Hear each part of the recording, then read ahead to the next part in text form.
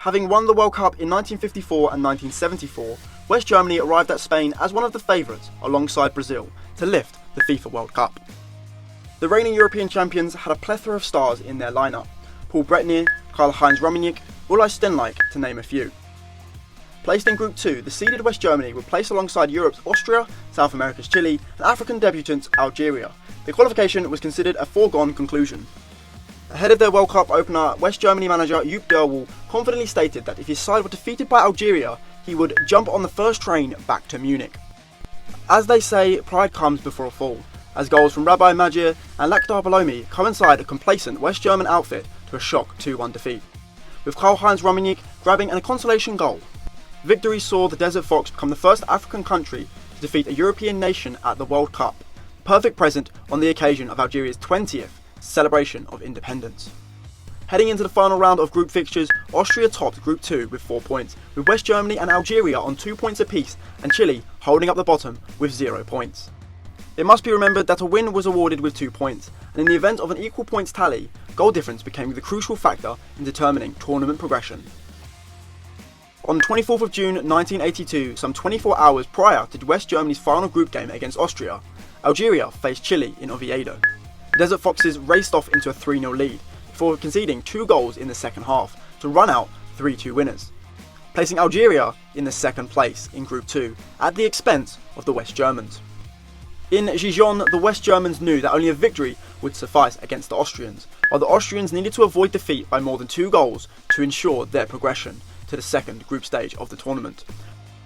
Within 10 minutes of the kickoff in Gijon, Horst Hrubesch put the West Germans a goal up. Algeria's hopes now lay in an Austrian fightback or a West Germany demolition. What transpired became known as the Disgrace of Gijon and had far-reaching implications on the future of the World Cup tournament, as both West Germany and Austria conspired to play out the game with little to no attacking intent, in order to eliminate the Algerians and secure their advancement in the tournament. In the second half, both teams ended with an overall passing accuracy of 90%, with only 3 shots, none of them were on target. Struck in anger, Algerian fans in the stadium lit money and waved it at the players, chanting "Führer, Führer," which means out, out, Algeria, Algeria, Algeria, Algeria, and "DC Bin, DC Bin," let them kiss, let them kiss. At a certain juncture, German commentator Erhard Stanjek decided not to call the game. ITV's Hugh Johns famously said, "A few seconds of Bob Valentine's watch between us and going home on time.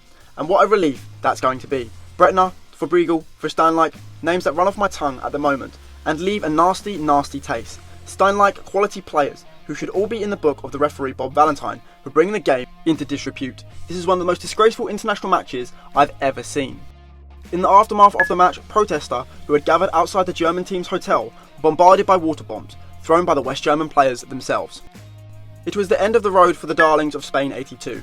Having taken stock of the situation, the Algerian FA lodged a formal complaint with FIFA, believing referee Bob Valentine should have intervened. Their protests were rebuffed by FIFA, who ruled out any question of foul play, stating that there was no evidence of tampering or conspiracy. Despite the heartbreak, Algeria still managed to leave a mark on the history of football, with FIFA's decision to revise the qualification rule, whereby all the last group matches at the future World Cups would be played simultaneously. But 40 years later, the disgrace of Gijon still haunts the beautiful game of football.